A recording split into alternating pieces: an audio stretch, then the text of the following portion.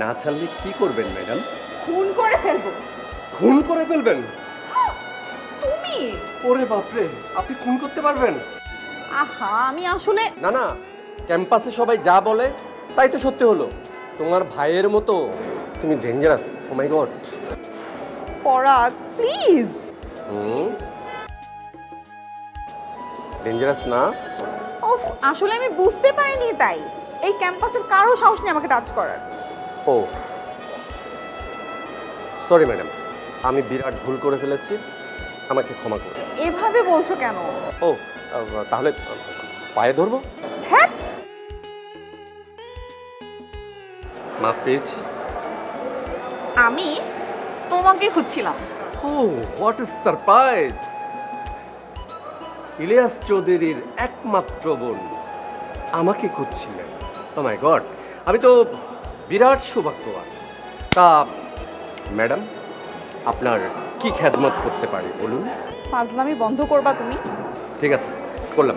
তুমি বারবার এভাবে বলো কেন পরাগ? আমার ভাই আমাকে ভালোবাসে, এটা কি আমার দোষ? মোটেই না।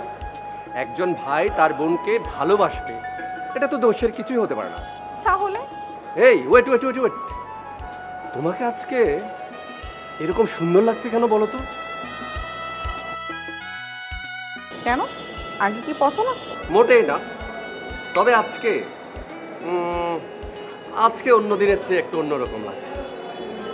মনে হচ্ছে তোমার সৌন্দর্যের কাছে এই ফুলটাও হেরে যাবে। জ্যোৎস্না রাতের চাঁদের আলো তোমার এই সৌন্দর্যের কাছে ম্লান। ফ্লার্ট করছো তাই না? মোটেই না, সত্যিটা বলছি। আরো কথা বলতে পারবো না? এমন রূপবতী গর্জিয়াস সুন্দরী একটা নায়িকার সামনে কথা তো বলতেই হবে। অবশ্যই তুমি যদি বলো তবে মুখে ফুলও পারত। এই যে এই যে অফ। পরাগ,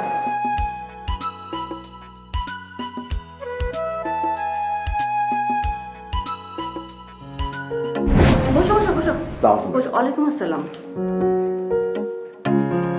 তোমাকে ডেকেছি একটা বিশেষ কারণে। যদিও কথাটা আমি ফোনে সেরে ফেলতে পারতাম, কিন্তু আমি একটু উদ্বেগ বোধ করছিলাম। কি নিয়ে ম্যাডাম? কিছু মনে করো না।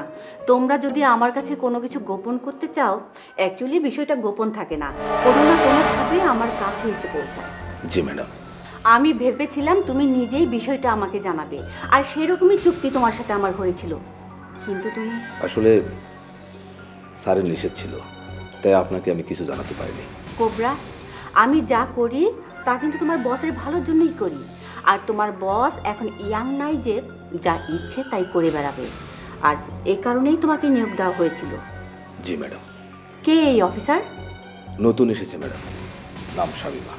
তোমার বসের কাছে তার কি দরকার? ম্যাডাম, আসলে বিষয়টা নিয়ে আপনি এতটা উদ্বেগ প্রকাশ করবেন এটা আমি চাই না।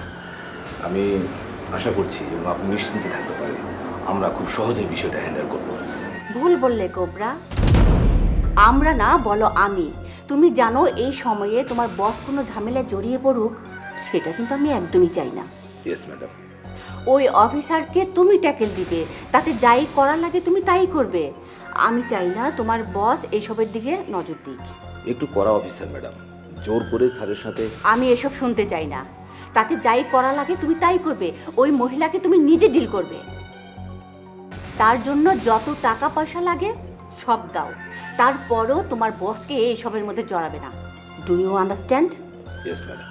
চেষ্টা করো ইলিয়াসকে এসব থেকে দূরে রাখতে। জানো তো, টাকা দিলে কাঠের পুতুলে বস মানে।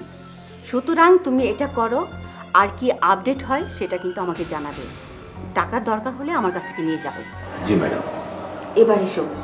আসসালামু আলাইকুম ম্যাডাম।